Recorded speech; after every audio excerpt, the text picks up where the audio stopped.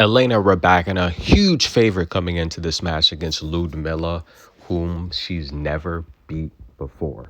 Now, I told you guys in the pre-match video that I think Liudmila is going to win this match. I told you yesterday if Liudmila gets past Elena Ostapenko and Rybakina defeats Sabalenka, I told you yesterday that Liudmila will win this match. Now, I told you guys that. Now, I did start to do a preview and prediction video, but I got a little preoccupied with the Coco one. It was a little too entertaining, so I just didn't have the time. But if you listen to the videos yesterday, I told you Liudmila's going to win this match. I told you in the pre-match video, Liudmila will win this match. Now, why was I so adamant about Liudmila winning this match as a huge underdog? Styles make fights, ladies and gentlemen. Now, if you've been following Liudmila, you see how she's getting these victories. Look at this winner here. Elena Rybakina has no chance to cover that drop shot. Liudmila again.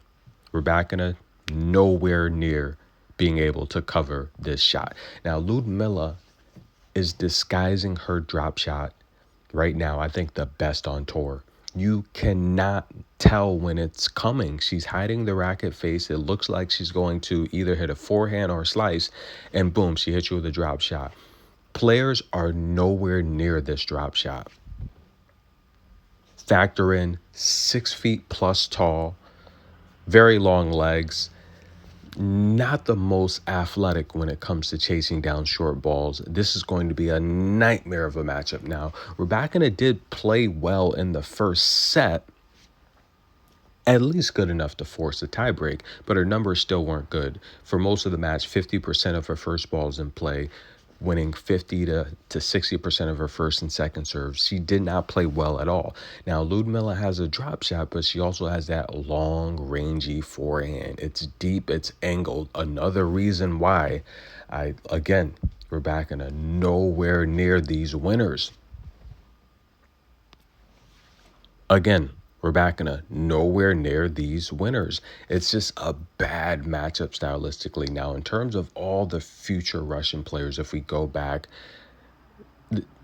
in terms of the future Russian players, if we go back 8, 9, 7 years ago, Liudmila for sure was one of the better upcoming prospects. I can see why they would pick Liudmila over Rybakina. It's clear. I mean, Liudmila has an amazing forehand that I think it's better than Rybakina's. It's just too deep and angled, and there's no way Rybakina can really get behind these balls. And then when Liudmila's throwing the kitchen sink at her with a drop shot, it's just a bad matchup stylistically. Now, me personally, look, who did I take? I took Liudmila on the money line, the first set money line, the game spread, trifecta, ladies and gentlemen. A little different from Coco. Yeah, I know I did the preview prediction video on Coco, but that's a little more entertaining. This was the numeric lock here. Very easily, trifecta. I took Liudmila on anything you can take her on, and that is a huge payday. Easy lock. And look, got a little tired, wasn't able to cover the match as it was happening, but I knew Liudmila would win this match.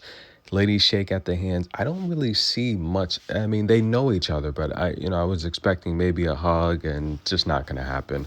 Tennis in a minute. I'm your host, Good Energy. Liudmila and Iga. Iga does own the head-to-head 2-love against Liudmila, but the first time they played last year at Stuttgart, Liudmila had that match won. Iga started to do a little bit of, I guess you can say, shady things, if you will. Kind of, sort of. Liudmila gave her dirty looks, and she was ready to fight Iga. That was very intense. Then they played earlier this year where Iga just destroyed Liudmila on the African swing of the tour. But we're going to have a good match, guys. Who you got? Comment below. Liudmila wins, numeric lock, easy payday. See you guys soon.